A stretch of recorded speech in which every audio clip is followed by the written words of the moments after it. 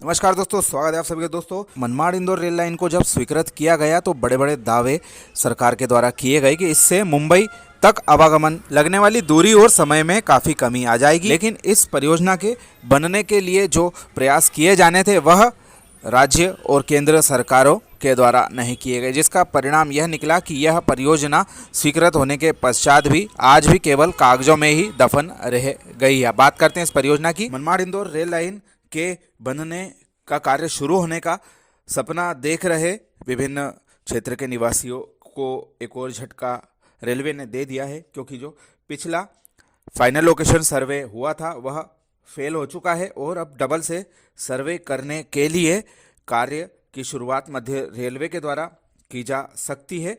Indore Manmad rail परियोजना के संबंध में सांसद श्री गजेंद्र सिंह पटेल जी से मनमाड़ इंदौर रेल संघर्ष समिति के मनोज मराठे जी ने चर्चा करते हुए यह जानकारी प्राप्त की कि परियोजना का काम कई जगहों पर महाराष्ट्र में तेजी से चल रहा है। पहले चरण में धुलिया से नरडाना तक जमीन अधिग्रहण और मुआवजे की कार्यवाही वर्तमान में चल रही है तथा इसको रेलवे मंत्रालय के द्वारा अलग अलग चरणों में स्वयं ही बनाने का निर्णय लिया है।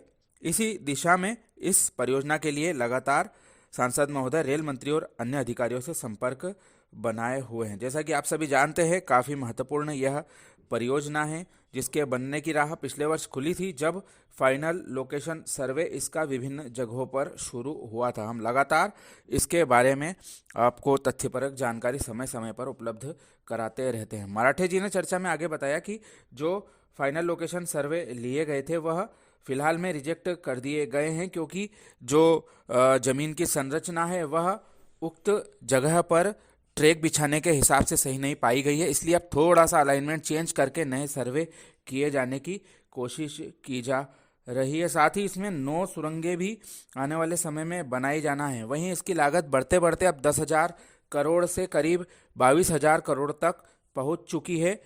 इसके लिए इसको जल्द से जल्द धरातल पर उतारने की तैयारी होना चाहिए, क्योंकि काफ़ी महत्वपूर्ण परियोजना यह हमारे निमाड़ क्षेत्र के लिए हो सकती है। साथ ही महाराष्ट्र का भी एक बड़ा इलाका इससे लाभान्वित होगा।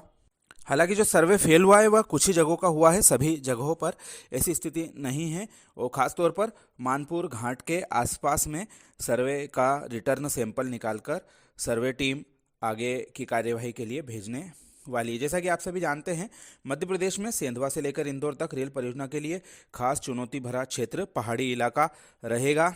यह करीब 150 किलोमीटर के एरिया से होकर गुजरने वाली है। इसी को देखते हुए इस सेक्शन में 20 किलोमीटर की 9 सुरंगें आने वाले समय में बनाई जाएगी और इसके अलावा नर्मदा नदी पर एक बड़ा पुल भी बनाया जाएगा। वहीं महाराष्ट्र में भी कई बड़े और छोटे पुल इस परियोजना में आने वाले समय में जो रेलवे के लिए चुनौती से कम नहीं होंगे। वैसे काफ़ी लंबे समय से हम सुनते आ रहे हैं कि यह परियोजना आकार लेगी। पूर्व में इसको जहाज रानी मंत्रालय के द्वारा बनाया जाना था, लेकिन MOU साइन होने और इसके पहले भाग के लिए अलग से उद्घाटन हो जाने के पश्चात से मध्य प्रदेश में इस रेल लाइन के बिछाने के लिए कोई खास प्रयास हमें धरातल पर नहीं देखने को मिल रहे हैं और केवल बार बार हमें केवल यह चुनाव के समय ही इसी तरह की सरगर्मी इस परियोजना के बारे में देखने को मिलती है। यह बात कुछ लोगों को बुरी लग सकती है, लेकिन यह इस परियोजना की सच्चाई है कि